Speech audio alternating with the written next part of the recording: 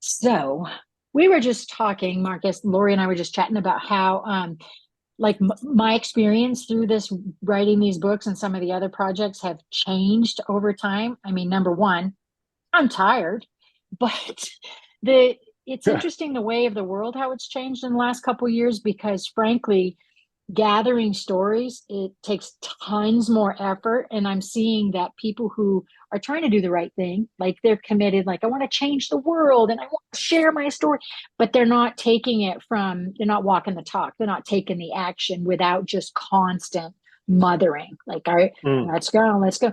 But I think the way the world is today, people are truly tired, lots on their list, the economy, the war, we're just all sorts of stuff. But it definitely has changed over the last few years. Yep. A little bit harder. I would agree with that. Yeah. It's so surprising though, because I figured after COVID, everybody would be bursting out of their shell to tell their story, that type of stuff. But yeah, it's quite surprising. Everybody got more introverted, I guess, huh? Well, you bring something up, a good point up though, is, did we become more introverted because of what we learned in COVID? We are hunkered down more. We are working when we want, doing what we want. I mean, it was some changes with COVID, but I honestly think part of it is just everybody's tired. I really think Lori said the burnout word it's pervasive off of any subject. Sick of figuring out what to eat, sick of figuring out what to wear, what our bosses are saying. Whatever, I feel that way. But seriously, like I just don't either that or we're just totally saturated with social media. Everybody's sick of it and they just are just doing the TikTok thing. You got 30 seconds. But and so that provides the overload, I guess, because there's too much of that going into our brains these days. And you're really getting stuffed full of huge information. The the point that we really process only a few percentages of what we actually take in a day, right? A lot of it is just discarded, so to say. But I found that very interesting to read that when you hypnotize people, you let them walk down the street and they look at stuff and then they tell you about it, then you hypnotize them. They have much, much more information ready for you in that state. And that tells you, no, we're paying a heck of a lot more attention. We just decide on what we want to pick and choose. And this is an overload, that keeps on coming. I can see that just grinds people down. And I'm doing it myself, you scroll. I mean, that's so much information, if you're looking at the news, for instance, it just flips flops, around the world. And I pick channels that are that way, obviously. But the point is that it's really a lot of information in a very short period of time. Have you seen a difference in your patients? Because, you're an endocrinologist. Have you seen anything over the last couple of years where they're more unhealthy, sleeping less, just mental health stuff? Are they more transparent? It's difficult to say because I've changed as a practitioner myself. Oh, that's a good point. So that makes me look at things a little bit different these days. Also, working with the wellness wheel obviously is something that permeated into my practice, and I'm a little bit more all-encompassing now. And from that perspective, then you pick up stuff a little bit differently. And so it would be biased for me to say there is a change in the clients or in the patients. Yeah, that makes sense. Not so sure. Lori, you were in the first book where we talked about that, just pinging. Squirrel, you were in the first book, First Fourfold Formula, where we kind of introduced the All Things Wellness Wheel. And then you and I were blessed to kind of take a path and work together on that. Do you think about the whole balance of heart, spirit, mind, and body at all? Do you embed any of that stuff from what you learned? All the time. I think about, things will pop into my head that you've said or that we've worked with, and I'll be like, it just pops in, it at just the right time. Yeah. So yeah, once you get familiar with it, with the wellness wheel, you can't not pay attention. It's always there. You're always thinking about it. At least for me. quite surprising. You're right. Yes. When you bring up the thought, what you just said, we were talking about, I'm going to connect it with the writing and the creativity and the burnout. When you think about the wheel, the 24 spokes, I think if we hyper focus on creativity, like I'm going to write, this stuff's missing over here, and this stuff, maybe I'm not sleeping or eating, and that's what gives you the energy to have cognitive, output. But you bring up a really good point. When somebody is even burned out or bored doing what they love, writing, Marcus gardening, whatever. And when you're not doing that stuff, that to me personally is one of the biggest red flags that there's another hole somewhere in the spoke when you're not doing what you love. Right. Well, I think about how much it's changed in just the 2 years that I've been writing and working with you. I mean, for anybody, if they watch this, whenever I first met Coach Peggy, I was working 2 jobs, and my 168 hours looked quite different than everybody else's. And you called it, Coach. You said within a year you won't be working 2 jobs anymore, and I didn't. And it's part of my story or whatever. But my life has changed so much, and there's so much more now of relaxing and not doing as much. I didn't realize how burnout I was. Like, I just didn't realize everything until you get that big picture, like I said. Mm-hmm. And once the areas started to balance out, then everything got easier. So whenever this problem is gone, then you might have this problem, but this problem doesn't seem as intense now. Yeah, I love that. Oh, 100%. You can tell you got what you're talking about when you bring up the 168 hours, right, Marcus? We only have 168 hours in a week because that's something we always talk about. That's awesome. What would you say, Lori? Because you took a break on the second book, The Win the Wellness War, and then you're back for Wellness G.P.S. What would you say did you just honor that you needed a break? Like, what made you kind of step back and then go, I'm ready to write another personal story? There were so many things. Like I said, I quit working my second job. There was a relationship that was over. There was, I had financial situations. I was just burnt out. And then I got with, can I say it? I participated with another coach from the book. Okay. 100. Andy right, 100%. But that's just to show the connection.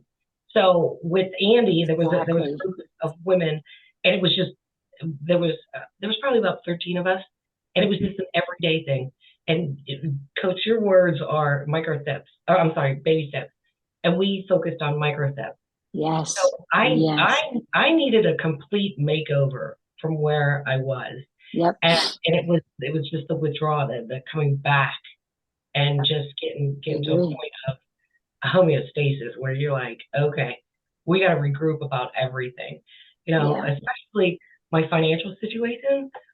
And since then, just so everybody knows, I started a side business. So that is getting better. That the financial part is getting better, but you learn what you can do without. And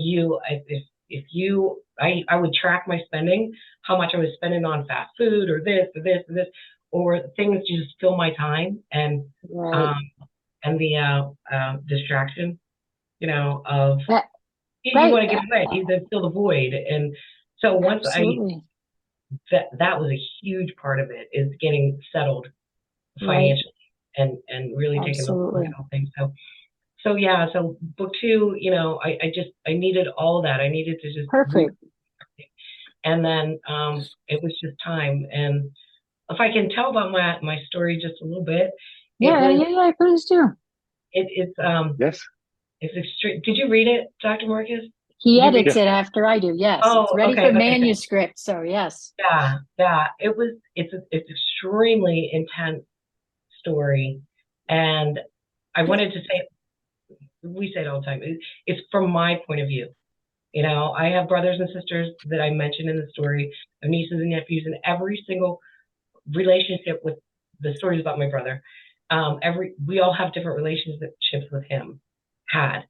So it was the way I did it was my perception of the events of his life, and I didn't want to I didn't want to, well, if anybody's watching this, my brother had an addiction to heroin and he passed away. And the story is about the night that he passed, but it's also about the rest of his life. So it's about addiction, but it's not. I didn't want to drag his name through the mud. I didn't want to talk about the bad stuff. This is a person. This was my brother, and I wanted to celebrate that part of him because. Well, and you bring up a good point, Lori, because it is about perspective. You know, Marcus and I, when we first thought about this, it was going to be about patients and clients' testimonies. And then we open it up and get flooded with, you know, wow, there's a lot of stories out there for people to connect. But perspective, you can still write it. You can be respectful. You know, we're seeing with this Unsheltered project, the pseudonym world, where somebody's in hiding and they want to tell their story, but their safety is at risk. And so, you know, verifying that it's real, of course, you can kind of tell when it's a real story and not fabricated. But, you know, you don't have to wait for someone to die to tell a story and still get the point across in your relationship. To back up on something else you said about then with this type of project meeting, when you write compilation books, you write stories and you share the stories, you meet other people. It's inevitable. Collaborations and connections and new job. I have seen it a million times. So it was perfect design for you to meet another author in this book and circle back around and work. We've seen it at home, Marcus, with us even, right? With us. Yeah, it's nice. The networking aspect of it is, like I mentioned before, it's unexpected, but it's really nice to see, you know, to have people that are on the same frequency level, so to say. No, you know, it makes the whole thing, the amplitude bigger. You're right. Nice. Well, let's tie up a conversation. I want to hear what you have to say, Lori. I just want to let you guys know if you're interested in writing in the third book of the All Things Wellness series. We're tying up our trilogy. It's going to come out late spring, early summer. Looking for about 10 more authors, contributing authors. You can go to allthingswellness.com in the author tab and find Wellness GPS. But really what we'd like you to think about with this book, and I can tell Lori that this theme really did help you. Getting prepared for success. Wellness GPS is getting prepared for success. And it's using that GPS like it's in your car. Where did you want to go? What happened with the detours? How long is it going to take to get there? What do I need? What do I need to pack? What's the vacation look like? And then knowing that life happens and it all changes. And so what skills or emotional resiliency do we have to pivot like that? And you did that. I mean, you pivoted and circled back around to a healthier, I would say, right? Healthier, more higher quality life. Absolutely. And that's what it's about. So, well, if I could say one thing, yes, you know, so if anybody watches this, okay, I want to be, in a way, an example. And Peggy, you've heard me tell my story many, many, many times. When my first story got published in Mayhem to Miracles, which is how I met you, and then you interviewed me, I will say this forever, as I am like the most average Joe.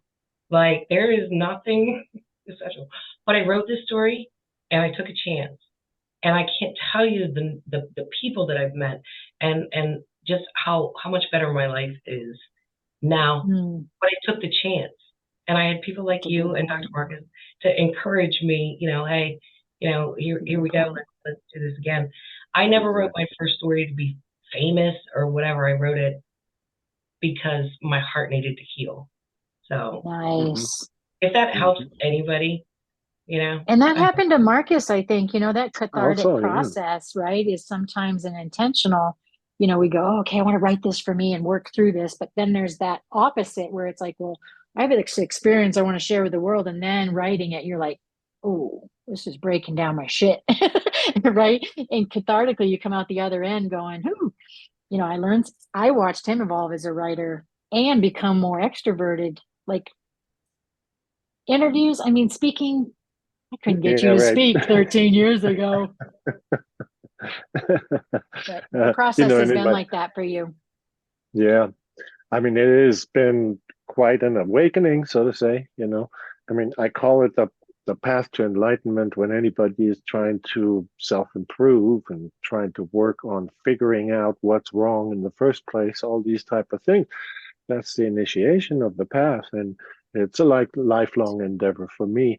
But the point is that looking back, when you're in it, you don't even recognize how bad it is until you take a break and do a self-examination. And writing your story is a huge eye opener, because I wound up writing stuff down and really thinking it out before it goes on paper and becomes public. I mean, just imagine how much anxiety that created in me. No, it's true. I mean, yeah, it's out there forever. Of course, we But don't say that with new writers, like it's out there forever. But no, we do. But we hold but the point everybody's is that stories. the release of the anxiety through that is, a different life now, really, honestly. And it's so much nicer that, I wish other people could see how that happened to me and then maybe figure out how to do it for themselves. That's what it's all about, sharing. Yep, sharing is caring. It's a disservice not to share your story with the world, because that's how we connect. Judgment, if we don't know what we don't know. All righty, guys. Well, I'm going to let you go out and save the world, because that's what you do. Lori's going to go notarize some papers, and then you're going to go have dinner with your wife. It's her birthday. And then we go out and all that good stuff. Yes, absolutely. Party like a rock star. Ooh, I can't wait to hear that story. All right, you guys. I'm going to let you go. Thank you. Thank you. Yeah.